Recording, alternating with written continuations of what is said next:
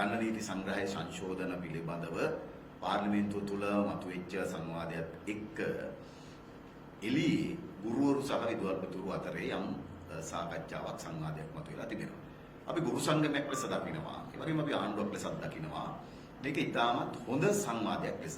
ඒක සාධනීය ධනාත්මක සංවාදයක් ලෙස අපි දකිනවා. මොකද මේ සංවාදය තුළ විවිධ අදහස් යෝජනා ඒ වගේම විවිධ සංවාද තර්ක විතර්ක මතුවෙන්න පටන් අරගෙන තිබෙනවා. ඒක හොඳයි.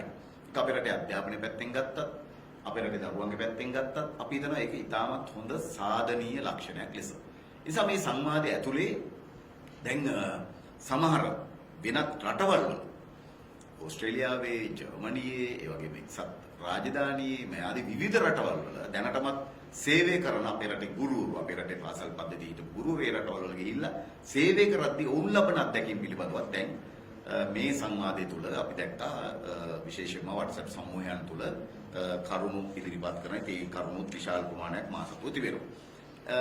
කෙසේ වෙතත් දැන් මේ දණ්ඩ නීති සංග්‍රහයට මේ ගෙන ඒමට සූදානම් වන සංශෝධන. දැන් එකක් අපි කියන්න ඕන මොකද සමහර ඔය සමූහයන් තුලත් තාවුරු කරලා තිබුණා මේ සම්මත වූ පනතක් ලෙස.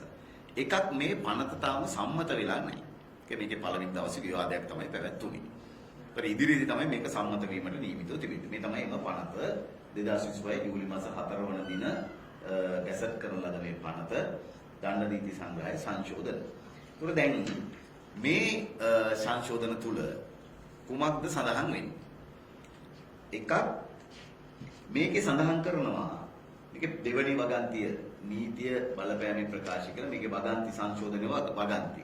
තුන්වෙනි වගන්තිය මේ විදිහට සංශෝධනය වෙනවා. මේ වගන්තිය මගින් ඕනෑකමින්ම යන වචනේ වෙනුවට චේතනාන්විතව කියන එක ආදේශ වෙනවා.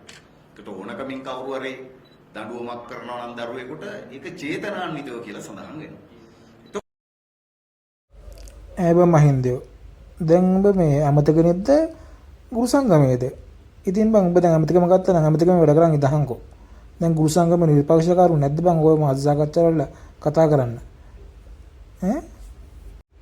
අනිත් එක බං ආණ්ඩුවේ කවුද මේ ජනාගෙන් පටන් ගෙන අගමැතිගෙන් පටන් ගෙන ළමයි ඇත්තෙත් නෑනේ බං. උන් දන්නේ ළමයට ගහන්න ඕනද ළමයට කොහොම සලකන්නේ උන්ට අත්දැකීමක් නෑ බං. උන්ට රටක් නෙවෙයි බං පවුලක් මැනේජ් කළවත් උන්ට තේරෙන්නේ නෑ. ඉන්නෝ සරන් අදින අගමැතිලයි එකේ විකාරණ තියෙන විකාර ලෝක පුංචි අම්මයි විකාර ලෝකයන් මම බලගේ ජීවිතේ.